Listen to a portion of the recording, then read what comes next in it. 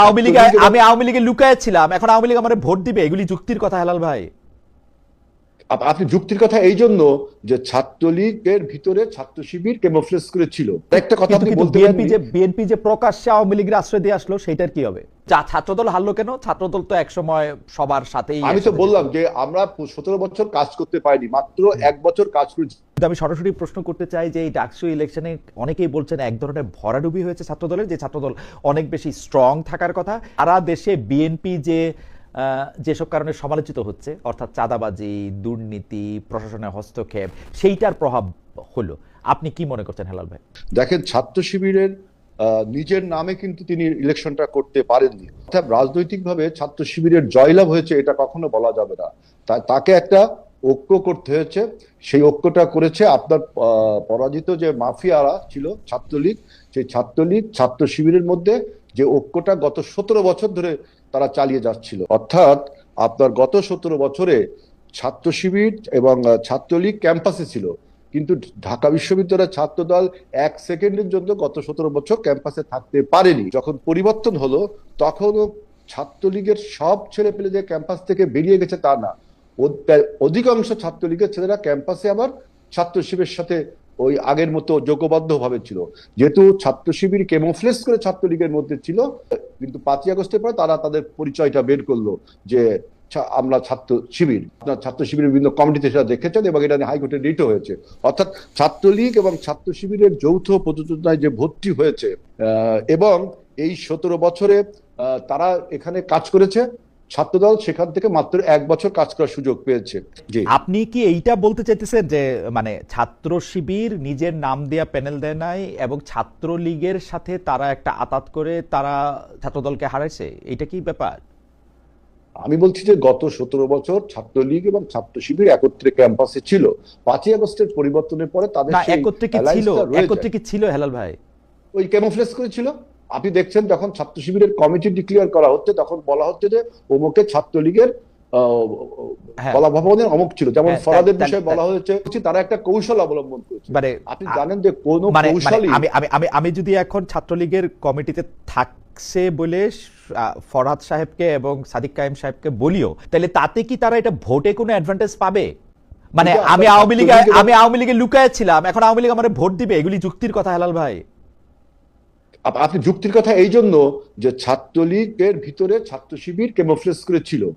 যখন ছাত্র শিবির 5ই আগস্টের পর নিজের পরিচয়টা বের করলো তখন ছাত্রলীগের আশ্রয়স্থল হয়ে গেল ছাত্র শিবির। অর্থাৎ তাদের মধ্যে একটা নেক্সাস বা একটা অ্যালায়েন্স তৈরি হলো গোপনে সেটা। এবং আমি একটা আরেকটা কথা, গোপনে মানে আশ্রয়টা হলো গোপনে, তাই না হেলাল ভাই? গোপনে। কিন্তু আরেকটা কথা আপনি বলতে পারেন, বিএনপি যে প্রকাশ্যে আওয়ামী লীগের আশ্রয় দিয়ে আসলো, সেটার কি হবে?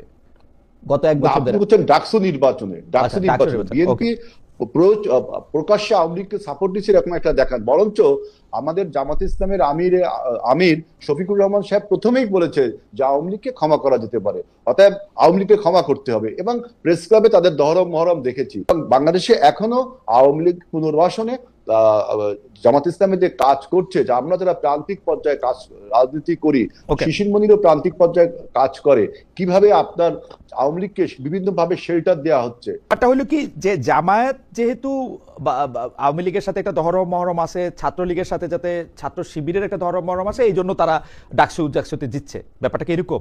যে ভোটের ব্যবধানটা দেখেন, এই ব্যবধানটা কিন্তু এত হওয়ার কথা না। ওরা এই জন্য জিতছে এটা আমি বুঝলাম, কিন্তু ছাত্রদল হারলো কেন? ছাত্রদল তো একসময় সবার সাথেই। আমি তো বললাম যে আমরা 17 বছর কাজ করতে পারিনি, মাত্র 1 বছর কাজ করেছি। সেখানে আরেকটা বিষয় আপনি যেটা বলতে দেননি, যে হলে হলে ছাত্র রাজনীতি বন্ধ করতে হবে। একটা ইসলামী ছাত্র শিবির সাধারণ ছাত্রদের নাম করে এই ন্যারেটিভটা তুলেছিল।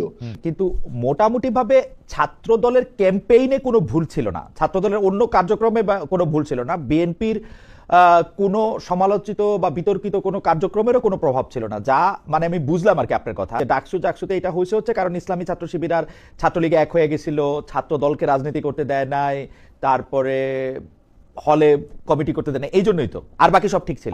আমি আরেকটা ভুলের কথা বলি, আপনি আমাদের একটু সমালোচনা করি। আজকে দেখেন ছাত্রদল প্রায় 5,000-এর উপর 5,500 ভোট পেয়েছে, 5,700 মতো আমাদের ভিপি পদ ভোট পেয়েছে। আপনি দেখেন বামপন্থী মেঘমল্লার বসুরা 5,000 ভোট পেয়েছে, ওবামা 3 থেকে 3,500 ভোট পেয়েছে।